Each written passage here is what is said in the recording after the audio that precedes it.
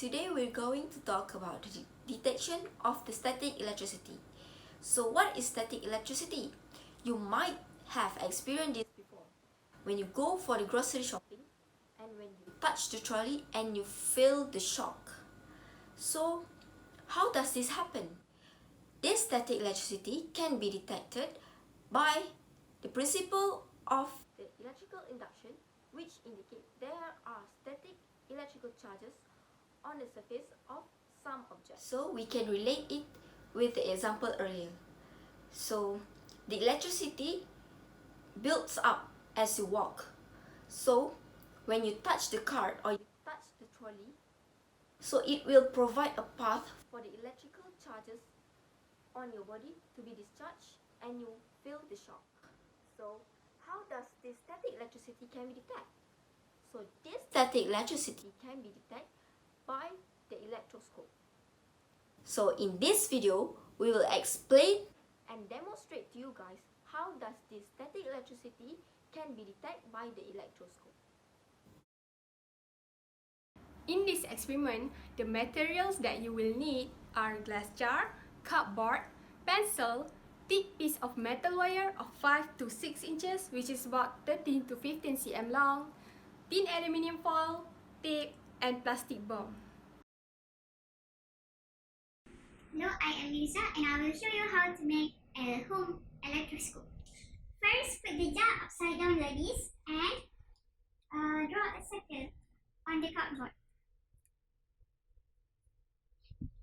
And then we will cut the cardboard.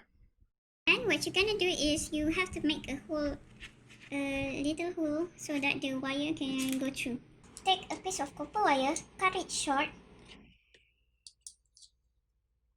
and then strip the insulator of the wire.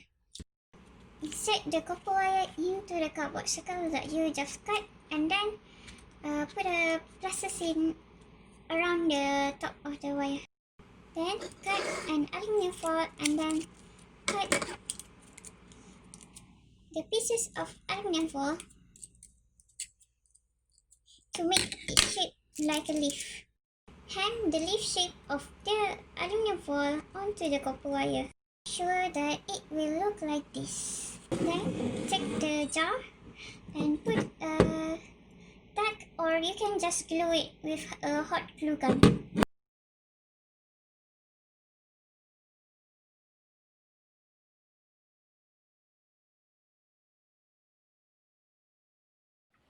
The result of this experiment, after you rub the ruler on the cloth, the ruler will be charged. So when you slowly bring the charged ruler to a copper wire on top of electroscope, the both aluminium foil inside the glass jar will be spread apart. The closer the ruler you bring to copper wire, so the more gap between aluminium foils. But when you touch the copper wire on the top of electroscope with your free hand, the both aluminium foil will fall back to their original position. An electroscope is a good instrument for detecting electric charges. An electroscope is made up of a metal detector knob, in which this case we use the crumpled aluminium foil, and is connected to a pair of metal wire, and at the bottom we have the thin aluminium foil. Charges are free to flow in a conductor, and if a charge was placed at a particular point, it would distribute itself over the surface of the conductor. In an electroscope, the number of positive charge and negative charges are equal. When a comb is rubbed, it becomes negatively charged, and when it is brought towards the crumpled aluminium, the electrons repel and move towards the aluminium foil. The aluminium foil gains temporary negative charge, and due to the like charges, the aluminium foil separates. When the crumpled aluminium foil is touched, the electrons are transferred to the finger.